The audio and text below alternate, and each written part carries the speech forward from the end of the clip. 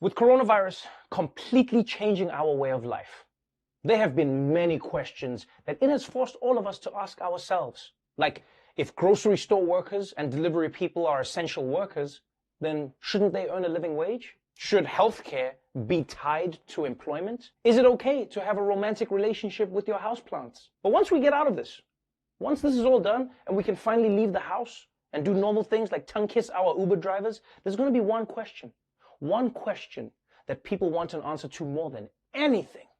Where in the hell did this disease come from?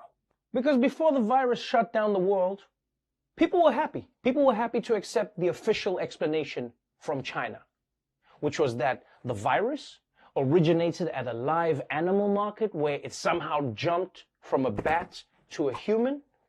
And we were like, okay, I think that's the plot of Dark Knight, but we'll accept it.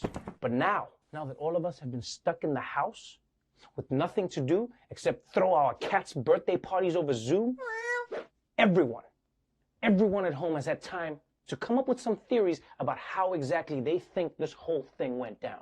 Now, I've also been spending a lot of time online, and the most common conspiracy theory I've seen is that the virus jumped from a bat to a human the same way Oreos jump from packaging into my roommate's mouth. I know where they're going, Billy. I see you. And this is a theory many people were willing to accept because of racism. People are saying that in China, they eat all kinds of crazy things. Hell, I heard they eat cookies with a piece of paper inside. I was also ready to believe this pandemic could have started as a food thing because, look, man, I've been in situations where food starts a thing. Like I was on a flight once where one person ate a tuna sandwich, but then we all paid the price. So the story made sense until it came out that those viral videos of people eating bat soup weren't even filmed in China. Yeah, and then we found out that viruses can't survive cooking anyway. So that was out the window. Then I heard about a different conspiracy theory that totally makes sense. You see, it turns out Corona was never just a virus. No, it was actually a weapon created to take old people out. If you go online, there's no shortage of conspiracy theories. All right, so here's one. The virus was bioengineered in a lab by scientists to be used as a weapon or a form of population control. This is a theory former politician Bronwyn Bishop has also suggested. It is to get rid of non-productive Chinese in the Chinese community. In the words of George Bernard Shaw, should be eliminated.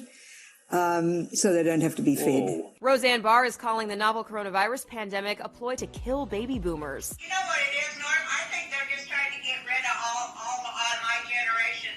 All right, now this theory made complete sense.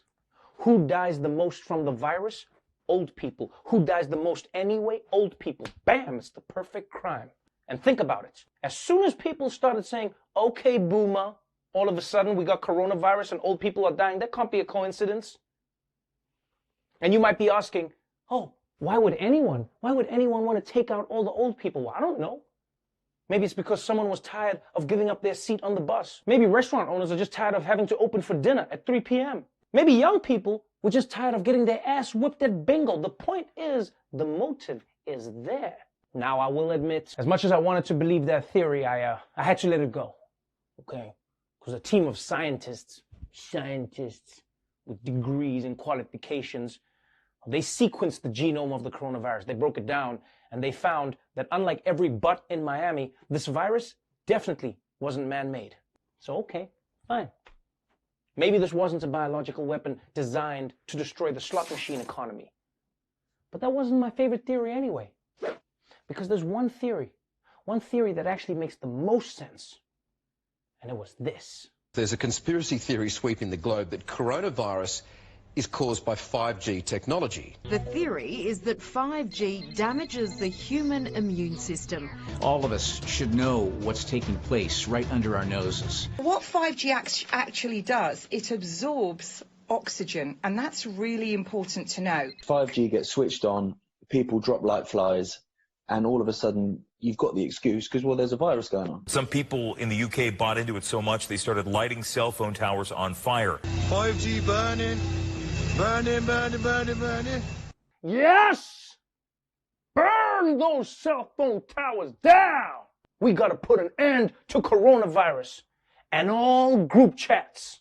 I don't know who any of you people are, but I did not ask to be a part of this group. Now, I know some of you are sitting at home right now smug, like, oh, how does 5G cause a virus? I'll tell you how. Ask yourself this question. What is 5G? It's a super fast network that runs through the air.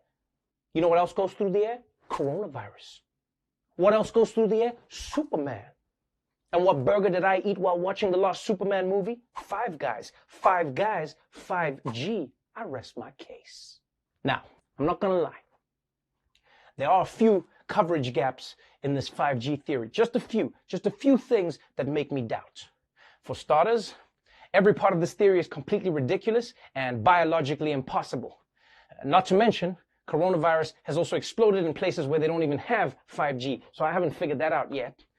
And 5G, just like 4G and 3G before it, is broadcast at such a low frequency, it's too weak to do any damage to you. Yeah, so saying 5G makes you sick is sort of like saying an iPhone flashlight gave you a sunburn. In fact, 5G broadcasts in the same range as a normal radio. Yeah. And let's be honest, the most dangerous thing we've gotten from a radio wasn't a virus. It was Mambo number 5. And that only killed, 6,000 people tops?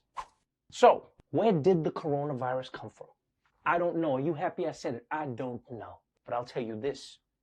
I don't care if any of these conspiracy theories have been debunked. I'm not taking any chances. From now on, I will no longer be ordering the Popeye spicy bat sandwich, even though it's delicious. I also decided I'm not going to get old. It's just too risky. And most importantly, I've stopped using cell phones. Yeah, no 5G for me. From now on, I only use a pager. And yeah, I know that makes it harder to send nudes, but I'm going to do my best. And I know the alternative to all of this is that I could just wait for doctors and scientists to figure out where this virus came from. But I mean, come on, man. I'm not crazy.